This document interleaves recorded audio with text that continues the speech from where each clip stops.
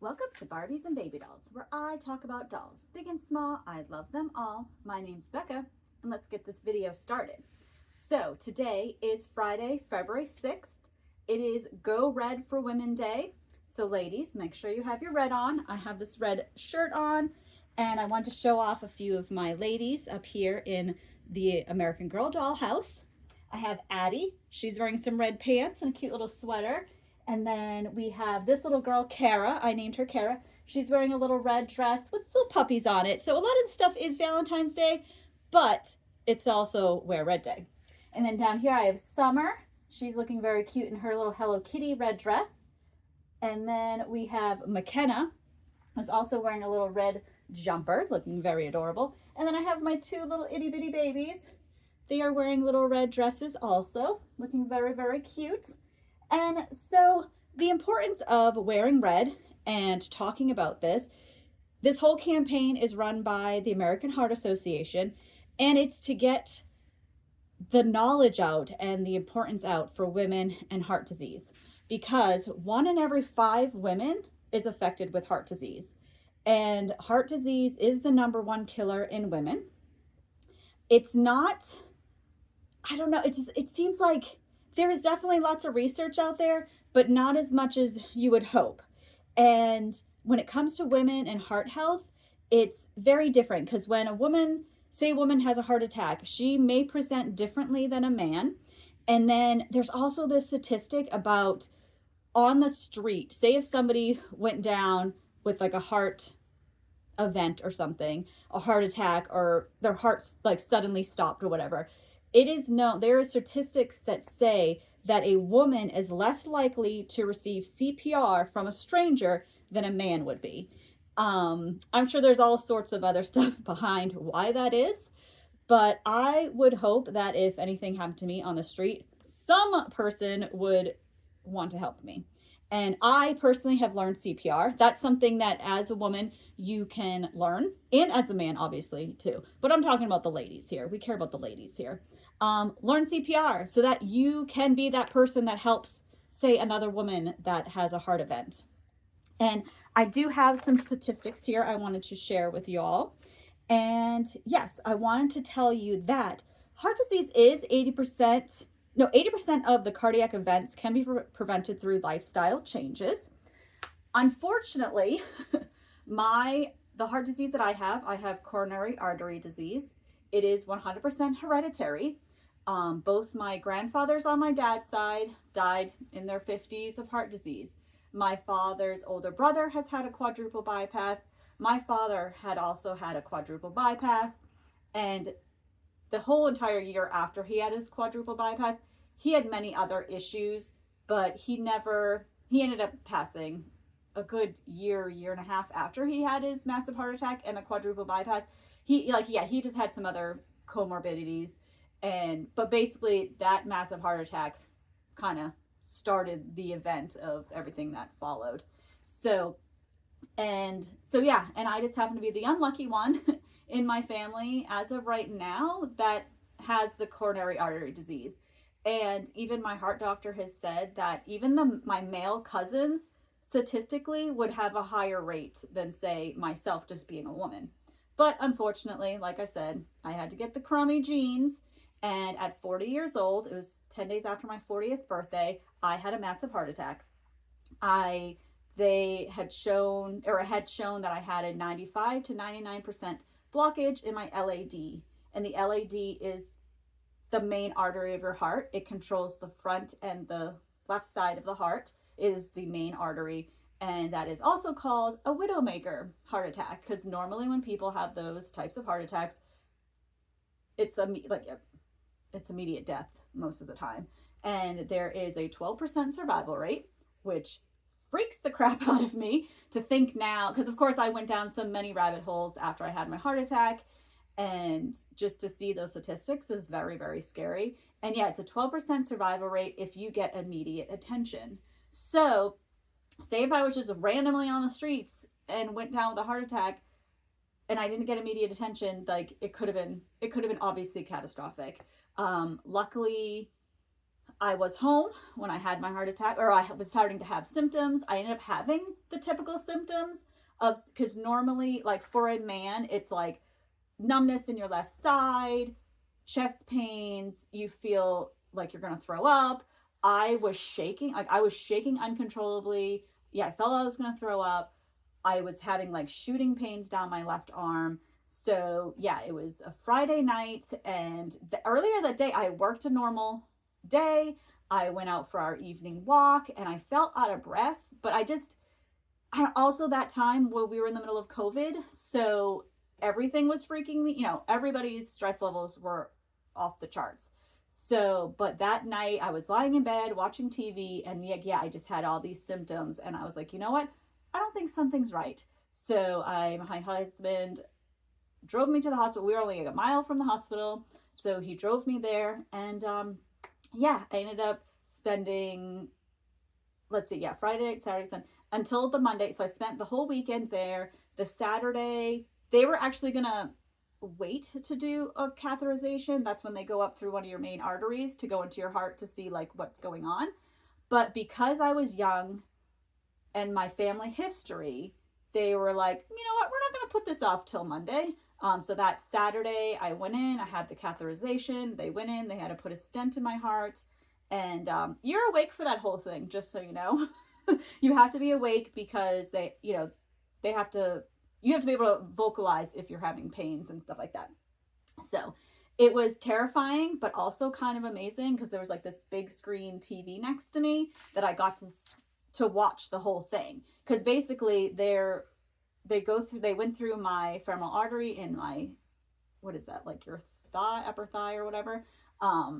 And they go in there and they bring a camera all the way up and they watched and looked through all the arteries and stuff like that. So luckily all my other major arteries were good. They had barely any like calcification. So basically the type of disease I have, my body doesn't process cholesterol correctly. So it kind of builds up in the arteries and just like makes a blockage. So yeah, they were able to go in there, they put a balloon, they make it bigger, and then they put in a metal stent that holds it open. And then now I'm on the highest dosage of cholesterol medicine you can take. So, and yeah, since then, my cholesterol has been top notch. So, a month before my heart attack, I did go have a physical. And everything, so well, actually, I should rewind. Throughout my entire life, on and off, I would have high cholesterol. And I would change it with diet, but not really. Like I knew heart disease was big in my family, so I never indulged. I am not overweight. I don't smoke. I don't do drugs. I don't drink alcohol. Like pretty much all of those activities that can contribute to heart disease, I didn't do. And also, I'm lactose intolerant. I haven't had dairy in like 30 years. So, and I never ate unhealthily. Like I didn't eat fried food and stuff like that. So, yeah, so when I got that number of high cholesterol, I was just like, what the heck? Like, I don't eat anything. Like, what? Like, the last time, so my physical right before my heart attack, my cholesterol was like 200. And I was like, okay, I'm like 40 now. Like, it's like, I literally eat like nothing. And honestly, on a whole other topic, I probably do have some I do have disordered eating, I should say. It's always been a struggle. I've always been a tiny person. So to be thinking that even though I'm eating healthy and I still have high cholesterol, like what the heck? So anyway, so like I said, now I'm on a cholesterol pill. My cholesterol is now perfect. I've never had high blood pressure. I've never had any like high blood sugar and stuff like that. And those are your three numbers that you need to know about. Your cholesterol, what your cholesterol is, your bad cholesterol, and your blood pressure and blood sugar. Those are like I've mentioned in other videos about knowing your numbers. Those are the numbers I'm talking about. So those three factors are what really contribute to heart disease. And so there was something else I wanted to discuss too, because obviously it's Heart Month for the American Heart Association, because obviously it's Valentine's in this month, but also this month is Black History Month. And I also wanted to bring up some facts involving that. So, like I said, know your blood pressure, your cholesterol, your blood sugar. Those are main numbers you need to know. Basic blood work can get those numbers for you. So, and then also obviously talk to your doctor about what your risks are and stuff like that. Now, like I said, the mere fact that I ate healthy and I still like had like basically that's what my doctor said, because I made a joke like, oh well, if I had known I was gonna have a heart attack at 40, I would have eaten way more donuts. But then my doctor was like, well, you didn't die, so you obviously were doing something right. So I was like, okay, I get it. But anyway, so I wanted to tell you that so Black Americans have a higher death rate from heart disease, and women often will experience these events younger. Like a Black woman will experience these heart events younger than say a white woman. And some other stuff that just breaks my heart is that, okay, so oh yeah, one of the statistics I said, yeah, Black patients are less likely to receive timely evidence-based treatments. And I feel like it's just, I hate that this is a statistic, but yeah, there is, especially Black women delivering babies. They are also not believed and stuff like that. So yeah, like, so heart disease affects Black women more than it does more than it does white women. And I feel as though Black women are also not believed. And honestly, women just in general are not believed, but even in a higher rate, Black women or Hispanic women, they are not believed even more. They're not. So it's just so frustrating. So, and also some statistics show that Black and Hispanic women have more hypertension, diabetes, obesity. So those are all things that also contribute to heart disease.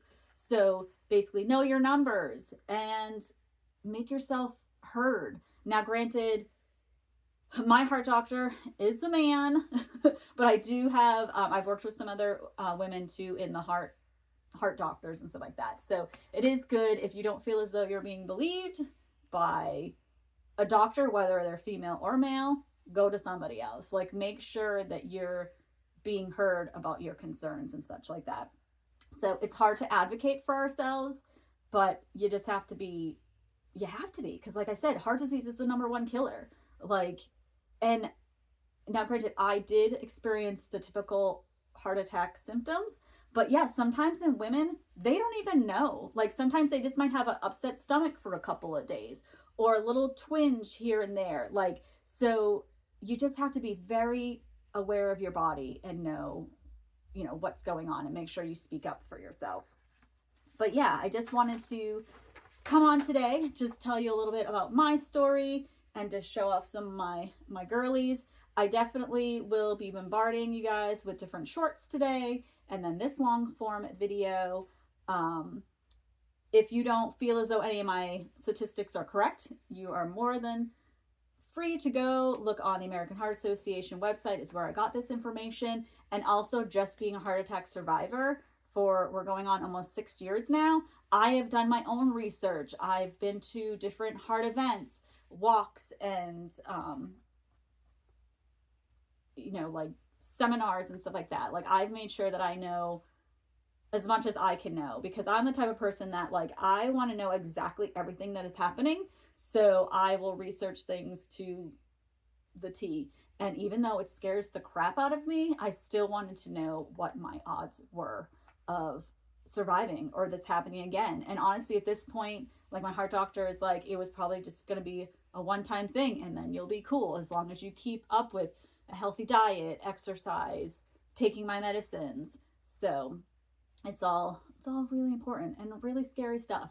So like I said, know your numbers, talk about it, wear red today. Yeah, I don't know. And just ask questions, ask a ton of questions, because that's what I do every day. I do it in my work life, I do it in my personal life. I ask tons and tons of questions. So just I guess a 15-minute video. Just wanted to tell you my story a little bit. Like I mentioned in an earlier video, last year for the whole month of February, I did videos every single day talking about other statistics. So you can go back and watch those. And I also did an entire video of just my heart attack experience.